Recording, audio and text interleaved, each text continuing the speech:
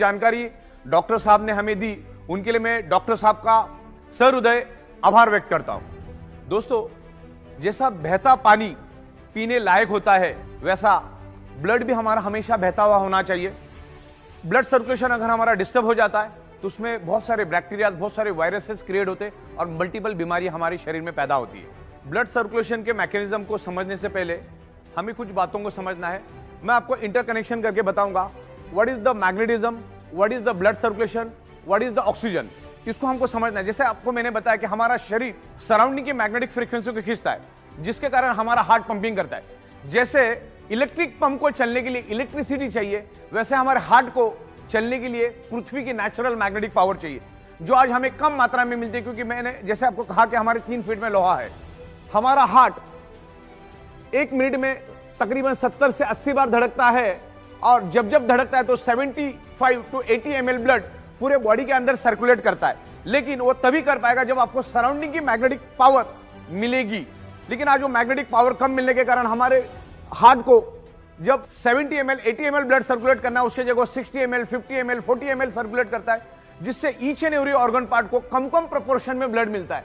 और कम प्रोपोर्शन में ब्लड मिलने के कारण ऑर्गन पार्ट कमजोर पड़ जाते हैं। जैसे मेरी भूख 4 रोटी की, लेकिन मुझे अगर 2 रोटी मिली तो मैं जैसे कमजोर हो जाऊंगा, वैसे ही हमारे ऑर्गन पार्ट का भी है।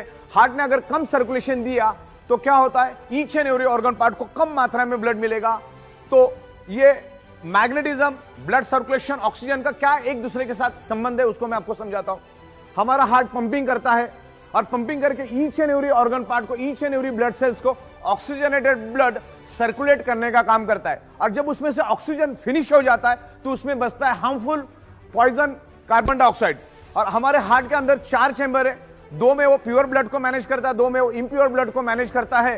तो पहला तो उन्हें ऑक्सीजनेटेड ब्लड हार्ट ने सर्कुलेट किया, अब उसमें से वापस डीऑक्सीजनेटेड और कार्बन डाइऑक्साइड वाला ब्लड हार्ट वापस से हार्ट में पूल करता है, हार्ट के पास खींच के लेता है। और जैसे वो खींचता है, उस ब्लड को heart with in a fraction of second lungs में पुश कर देता है। और जैसे ही वो इम्प्योर ब्लड लंग्स में आता है, उस इम्प्योर ब्लड के अंदर हीमोग्लोबिन नाम का प्रोटीन होता है, और उस हीमोग्लोबिन प्रोटीन के अंदर एक आयरन नाम का कंपोनेंट होता है। और आयरन कंपोनेंट में एक unique special ability and capacity है, वो लंग्स में मौजूद ऑक्सीजन को एब्सॉर्ब करता है और कार्बन डाइऑक्साइड को रिलीज करके, डिस्चार्ज करके ऑक्सीजन को एब्सॉर्ब करता है, और हार्ट के दूसरे चैम्बर में आके गिर जाता है। और हार्ट उसको पंपिंग करके each and every organ part को, each and every blood cells को ऑक्सीजनेटेड ब्लड सप्लाई करने का काम करता है।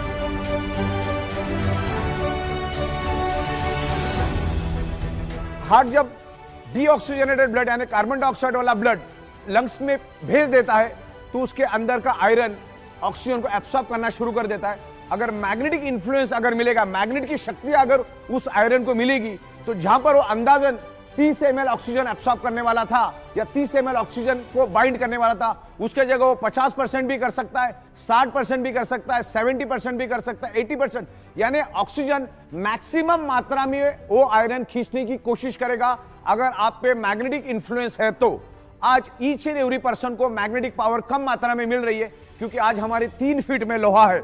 ये छत, ये फ्लोरिंग, आजू बाजू बीम कॉलम, सारे के सारे लोहे के, करोड़ों टन, अरबों खरबों टन का लोहा हमारे आजू बाजू में, बिल्डिंग के बाजू में बिल्डिंग, बिल्डिंग के बाजू में बिल्डिंग, कार, बाइक, बस, ट्रक, तमाम करोड़ों टन का लोहा एनवायरमेंट का, पृथ्वी की नेचुरल मैग्नेटिक को अपनी ओर खींचता है। क्योंकि आयरन का टेंडेंसी मैग्नेट को खींचना, मैग्नेट की टेंडेंसी आयरन को अट्रैक्ट होना।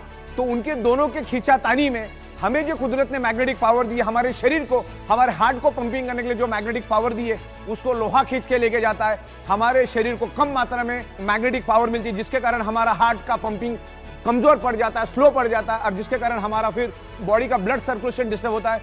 जहां पर हार्ट को 70 से 80 ml ब्लड सर्कुलेट करना चाहिए, वहां पर हार्ट 40 ml, 50 ml, 30 ml, हर एक बॉडी में अलग अलग ब्लड सप्लाई करना शुरू कर देता है।